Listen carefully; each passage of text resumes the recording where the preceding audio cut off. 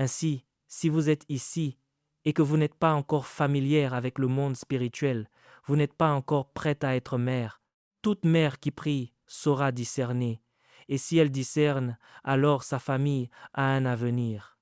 Chaque mère doit être une guerrière de la prière. Si vous ne priez pas, la bête blanche trouvera un chemin pour s'infiltrer dans la famille.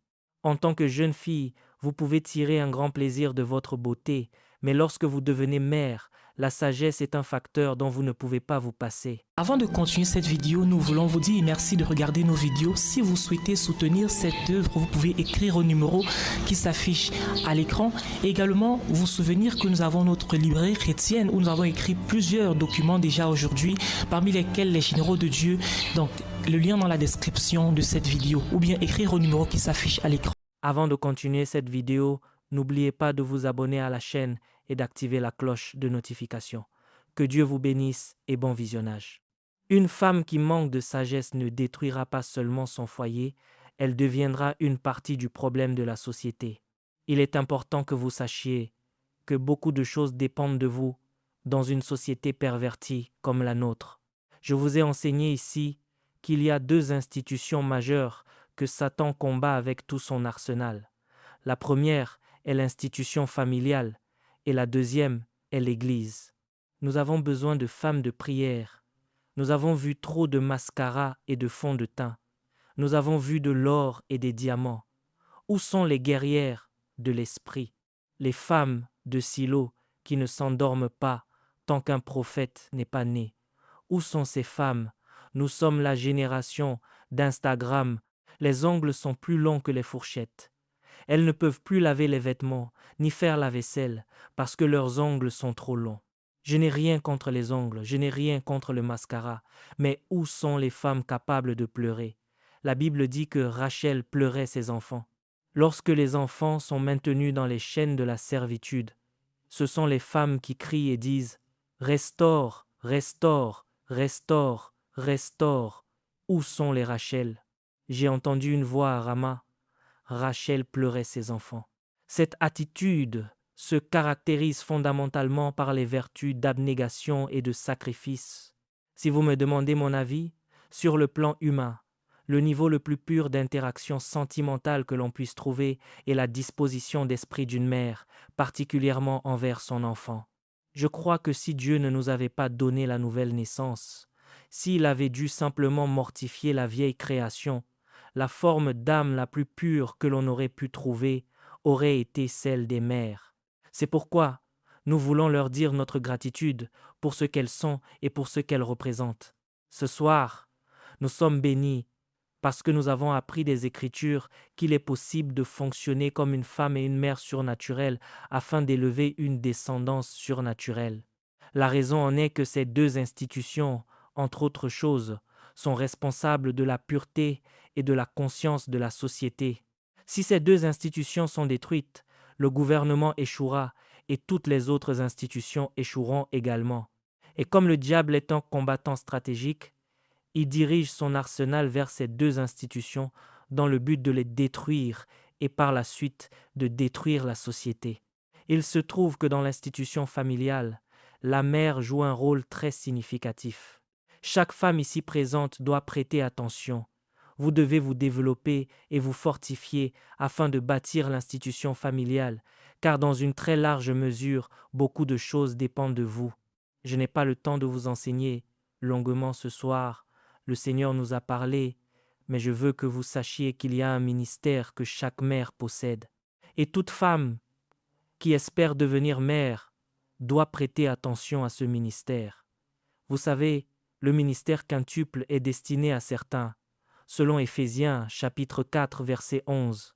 Mais il existe des ministères qui sont spécifiques aux mères. D'autres peuvent y œuvrer, mais chaque mère doit absolument y exercer. Le premier est le ministère prophétique. Chaque mère qui veut être une véritable mère doit être de nature prophétique, car la destinée de vos enfants a besoin de l'intelligence prophétique pour être guidée. Si vous lisez votre Bible, vous constaterez que pour la plupart des enfants, avant leur naissance, leurs mères ont eu des visitations. Elles ont été capables de jeter un regard dans le monde de l'esprit pour détailler la destinée de ces enfants. Le ministère prophétique des mères n'est pas une fonction officielle en soi. C'est en réalité une dimension spirituelle élevée dans laquelle elles entrent grâce à leur engagement dans l'intercession.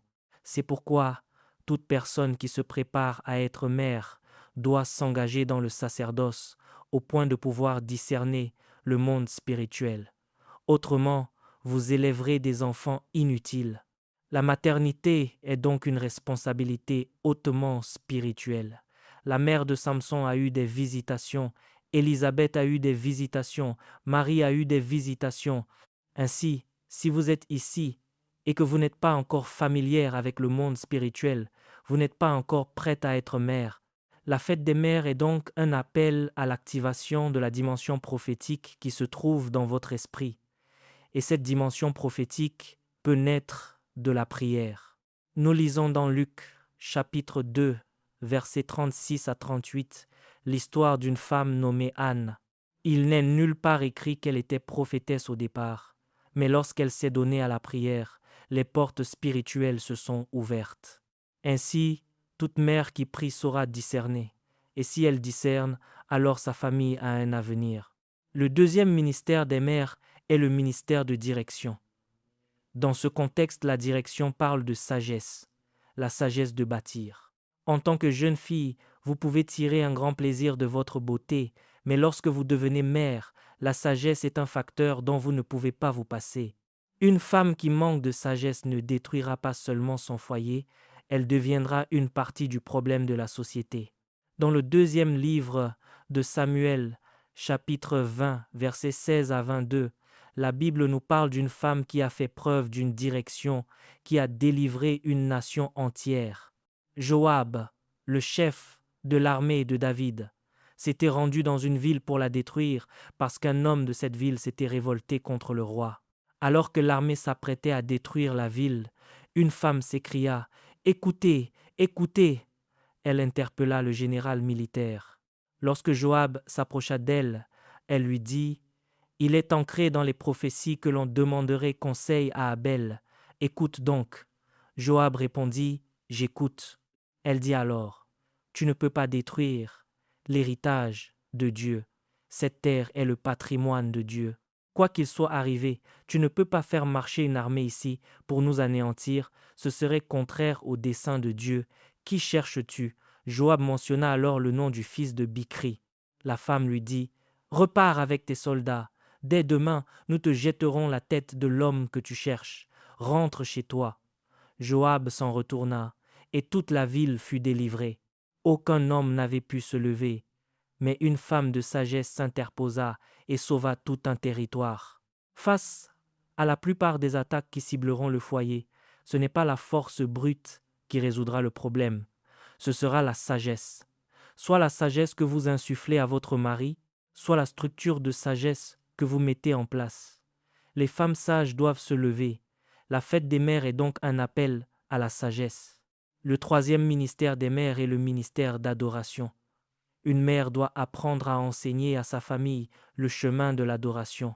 Quoi qu'il arrive à la maison, ouvrez la marche de la reconnaissance. Vous devez être celle qui dit promptement « Rendons grâce à Dieu, glorifions le Seigneur ». Je ne dis pas que vous devez prendre la place du prêtre. Si vous étudiez l'histoire d'Israël, Moïse était le leader et Aaron était le prêtre.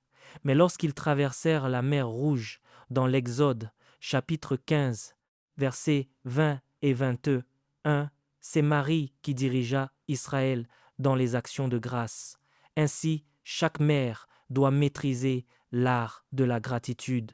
Au moindre geste de Dieu dans la famille, conduisez la maison à lui rendre grâce, et vous verrez comment Dieu multipliera ses bénédictions sur votre foyer. Le quatrième ministère des mères est le ministère d'intercession. Chaque mère doit être une guerrière de la prière. Si vous ne priez pas, la bête blanche trouvera un chemin pour s'infiltrer dans la famille. Dans le premier livre de Samuel, chapitre 1, versets 9 à 28, nous voyons que lorsque cet homme n'avait pas d'enfant, il se disait « Au lieu de me morfondre, je vais prendre une autre femme pour me donner des enfants. » Mais voyez-vous, l'autre femme ne peut pas élever des prophètes. Il ne s'agit pas simplement d'avoir des enfants, il s'agit d'en faire des prophètes. Israël avait besoin d'un prophète. Vous savez, les hommes cherchent des solutions logiques. Et certaines d'entre vous n'ont pas d'homme spirituel qui cherche Dieu. Alors quand il y a un problème, s'il se dit « Ah, ce travail ne marche pas », il prend un autre emploi. Non, ce n'est pas une question d'emploi. Il y a une attaque contre la destinée spirituelle de cette lignée.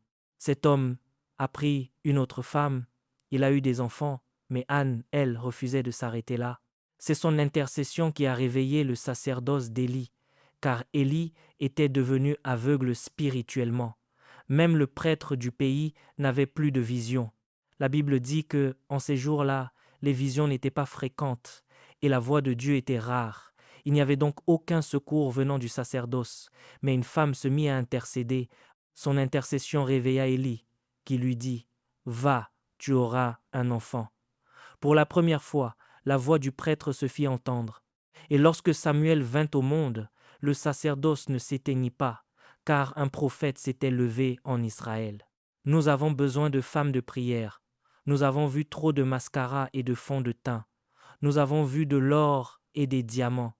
Où sont les guerrières de l'esprit, les femmes de Silo qui ne s'endorment pas tant qu'un prophète n'est pas né? Où sont ces femmes? Nous sommes la génération d'Instagram. Les ongles sont plus longs que les fourchettes. Elles ne peuvent plus laver les vêtements ni faire la vaisselle parce que leurs ongles sont trop longs. Je n'ai rien contre les ongles, je n'ai rien contre le mascara, mais où sont les femmes capables de pleurer? La Bible dit que Rachel pleurait ses enfants. Lorsque les enfants souffrent, ce sont les femmes qui crient et disent « Restaure, restaure, restaure, restaure ». Où sont les Rachel? J'ai entendu une voix à Rama. Rachel pleurait ses enfants. Nous avons des enfants égarés dans les rues. Où sont les Rachel? Aujourd'hui, les jeunes tombent dans la drogue, la cybercriminalité est partout, mais on ne trouve pas de Rachel. Où est le sein maternel de Rachel, capable de crier et de faire monter des lamentations sur une génération? Les enfants se perdent. Ils se perdent dans les jeux d'argent, dans la violence, dans les manipulations et les artifices du monde, et on ne trouve pas de femmes pour pleurer sur leur sort. Dans l'Évangile selon Matthieu, chapitre 2, verset 18, il est dit « On a entendu des cris à Rama ». Ce n'étaient pas les hommes qui pleuraient, c'était Rachel. Rachel pleurait. Nous avons besoin de femmes capables de racheter une génération. Nos fils ne peuvent pas être abandonnés à l'alcoolisme. Nos fils ne peuvent pas devenir des bandits. Nos fils qui ont du potentiel ne peuvent pas devenir des cybercriminels. L'âme d'une génération doit être restaurée, mais pour cela, le cri de Rachel doit se faire entendre. Je suis venu vous saluer et vous dire ma considération pour ce que vous êtes, mais je suis aussi venu vous confier une responsabilité. Vous ne portez pas simplement un titre, vous occupez une fonction. La maternité est une fonction. L'espoir d'une génération réside chez les mères, et nous avons besoin d'hommes et de femmes de bonne volonté. S'il vous plaît, asseyez-vous. Le 5e ministère des mères est l'enseignement et le discipulat. Je suis sûr que vous l'avez déjà compris. Dans l'Épître à Tite, chapitre 2, versets 3 à 5, il est dit que les femmes âgées doivent instruire les plus jeunes. Nos sœurs ont besoin d'être enseignées, et c'est pourquoi le ministère d'enseignement des mères doit être restauré. Nous avons aujourd'hui des femmes qui restent de jeunes filles et qui ne font pas la transition pour devenir des épouses et des mères parce qu'il y a un vide. Quel que soit l'amour d'un père pour sa fille, il ne possède pas les outils nécessaires pour faire d'elle une épouse ou une mère. C'est le rôle des femmes plus âgées. Même pour ce qui est d'aimer leur mari, elles doivent l'apprendre, car l'amour n'est pas seulement un sentiment, l'amour a des profondeurs. Lorsque vous devenez épouse, l'amour s'exprime par la soumission. Votre père ne peut pas vous enseigner cela. C'est votre mère qui vous transmettra ce savoir-faire et vous dira « Écoute, il y a une manière de répondre à ton mari lorsqu'il est en colère. Il y a une manière de parler à ton mari lorsque tu as besoin qu'il fasse quelque chose. Il y a une manière de guider ton mari. Je ne possède pas ces compétences parce que je ne suis pas une mère. Et si les mères ne se lèvent pas, les divorces continueront d'augmenter, car votre force ne réside pas dans les muscles, votre force est la sagesse, et cette sagesse doit être transmise. Autrement, vous épouserez votre mari et vous voudrez jouer des muscles. Après un certain temps, vous découvrirez que ce n'est pas là votre force. Car une fois la dispute terminée, vous rentrerez chez vous et, la nuit, pendant que votre mari dormira, vous pleurerez et le foyer sera brisé. La raison en est que les mères échouent. Elles n'enseignent pas aux plus jeunes comment parler à leur mari, comment parler à leurs enfants et comment élever des prophètes. Nous avons donc besoin d'un ministère d'enseignement des mères. Enseigner les jeunes femmes. Elles ont besoin de savoir ce que signifie être une femme. À l'époque où nous grandissions, dès que vous approchiez de la puberté, si vous vous asseyez mal, on vous disait de serrer les jambes. Quand vous commenciez à mûrir, on vous disait de ne pas porter de vêtements transparents, que votre corps était sacré. On leur apprenait à porter des sous-vêtements appropriés pour couvrir leurs habits. On leur apprenait la politesse. Mais aujourd'hui, nous voyons des femmes dévêtues dans les rues, des sœurs qui se livrent à la débauche et des Déborah qui se perdent parce qu'elles n'ont pas été enseignées. Or, quand vous n'enseignez pas les gens, vous laissez un vide, et ces vides seront comblés par d'autres influences issues du monde des ténèbres. C'est pourquoi les femmes pensent aujourd'hui qu'elles sont intéressantes lorsqu'elles sont dénudées. Un corps qui devrait être sacré, qui devrait se mériter, se retrouve exposé partout dans la rue comme un buffet en libre service, parce que nous manquons de mères éducatrices, des mères qui forgent des principes chez leurs enfants. Le 6e ministère de la mère est le ministère d'hospitalité. C'est là qu'intervient la grandeur d'âme. La grandeur d'âme. La Bible parle d'une femme nommée Lydie dans les Actes des Apôtres, chapitre 16, versets 14 et 15. Même lorsqu'une femme de cette trempe, comme Dorcas, venait à mourir, les gens se mobilisaient en montrant les vêtements qu'elle avait confectionnés pour eux. Elle ne pouvait pas mourir ainsi, il fallait qu'elle ressuscite. Pierre n'avait pas forcément prévu d'agir, mais les gens disaient « Non, celle-ci ne peut pas s'en aller, elle est un soutien pour la société. » Le cœur de beaucoup de femmes aujourd'hui est devenu si étroit. C'est pourquoi elles élèvent des hommes égoïstes et égocentriques. À l'époque de notre enfance, au moment du repas, vous voyez des personnes de passage arriver à la maison et votre mère vous disait de leur donner à manger. Elle vous enseignait ainsi que ce que vous possédez ne vous appartient pas à vous seul, mais qu'il vous appartient à vous et à toute autre personne qui est dans le besoin. Lorsque vous recevez cette éducation, si demain vous devenez un homme d'affaires, vous saurez traiter les gens avec un esprit de miséricorde et de bonté. Nous avons des dirigeants au pouvoir aujourd'hui qui sont guidés par l'égocentrisme parce qu'on ne leur a pas enseigné l'hospitalité. Quand l'enfant du voisin a faim, certaines mères disent « Rentre manger ton repas ici, ne leur donne rien, ne partage pas. Vous pensez aider votre enfant? Vous êtes en train d'élever un homme égoïste et dur, qui n'aura plus aucune compassion une fois adulte. L'hospitalité est l'une des plus grandes armes des mères. Votre enfant doit apprendre à partager avec l'autre. Vous lui enseignez une valeur essentielle. C'est ainsi que se sont comportées les femmes de la Bible. Numéro 7. Les mères sont des gagnantes d'âme. Elles n'ont pas seulement gagné des individus, elles ont gagné des nations. Après la résurrection de Jésus, le premier évangéliste n'a pas été un homme. Aucun apôtre n'a prêché la résurrection avant que Marie de Magdala ne vienne proclamer « Il est ressuscité ». Il est ressuscité. Le premier évangile a été prêché par une femme. Il est ressuscité, avant même que les apôtres ne le découvrent. De même, dans le ministère de Jésus, dans l'évangile selon Luc, chapitre 8, versets 1 à 3, ce sont des femmes qui le soutenaient de leurs biens. Si les mères n'enseignent pas à leurs enfants leur héritage en Dieu, elles élèveront des hommes égarés. Je vous ai raconté mon histoire. Ma mère me traînait de force aux études bibliques. J'étais tellement en colère contre elle. Ma rage était comme le venin d'un serpent, mais elle agissait comme si elle ne voyait rien. Sans elle, je ne serais pas ici aujourd'hui. Après sa mort, lorsque je me suis rendu en boîte de nuit, c'est alors que j'étais dans ce club que j'ai entendu cette parole. Le salaire du péché, c'est la mort. Elle m'avait déjà confié à mon Créateur. Il était trop tard pour moi de faire marche arrière. Vous pensez que je suis prédicateur parce que j'ai été sage? Mes pas ont été orientés, de la même manière que cette femme a confié Samuel à Élie. Elle a dit en quelque sorte, « Je te donne cet enfant, il ne peut plus reculer maintenant. Si une femme prie pour vous et vous gagne à Dieu, vous ne pouvez plus faire marche arrière. Elle répandra son âme sur l'autel jusqu'à ce que votre destinée s'accomplisse. » Ma mère a pleuré pour le salut de mon âme, il ne pouvait pas se perdre. J'ai grandi rebelle, avec plein d'idées en tête, mais elle m'a façonné sur l'autel de la prière. Tu ne peux pas te perdre, tu ne le peux pas, je te donne à Dieu. Les jours où je pensais être devenu autonome, ses paroles, ses alliances et son sacerdoce m'ont empêché de m'égarer. Même dans les boîtes de nuit, les murs me parlaient et me disaient « Ce n'est pas ta place. Une place a été préparée pour toi parmi les sanctuaires des serviteurs du ciel. Tu ne peux pas te perdre ici. Les mères sont des êtres sacrés. Prenez la décision ce soir de jouer votre rôle.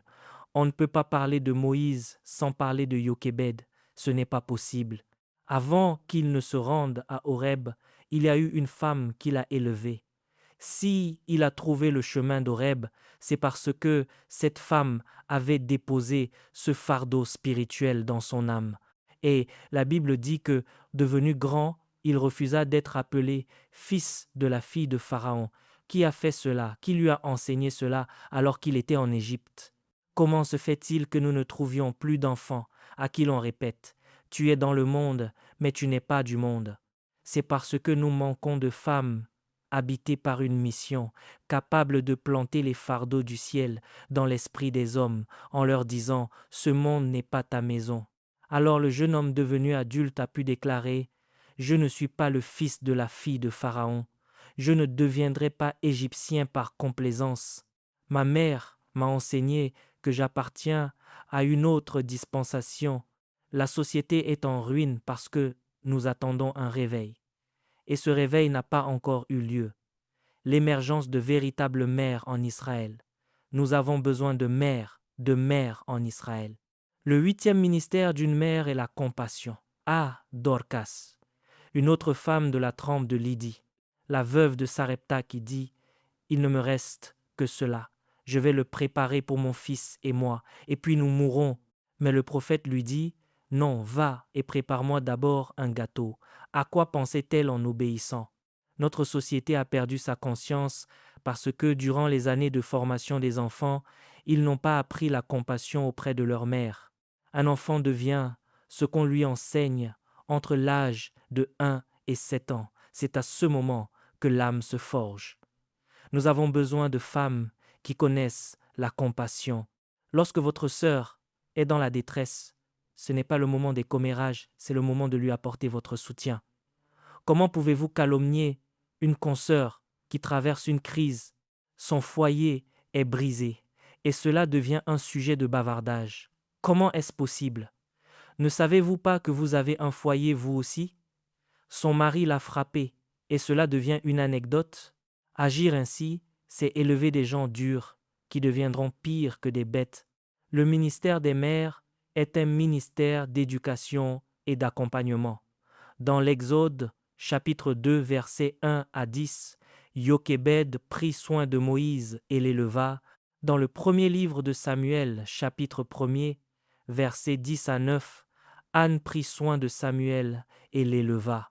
Dans l'Évangile selon Luc, chapitre 2, versets 1 à 3, Marie prit soin de Jésus et l'éleva. Regardez les géants qu'elles ont formés pour Dieu. Je prophétise sur la vie de quelqu'un. Votre héritage sera le fruit de vos entrailles. Vous élèverez des rois, vous élèverez des prophètes, vous élèverez des hommes qui deviendront une réponse pour la société et pour les générations à venir. Merci Père. Dans le précieux nom de Jésus. Amen. Merci d'avoir regardé cette vidéo. N'oubliez pas de télécharger notre livre Les Généraux de Dieu pour davantage connaître l'histoire de ces généraux de Dieu. C'est plus de 100 histoires inspirantes, 25 biographies à l'intérieur. Que Dieu vous bénisse abondamment.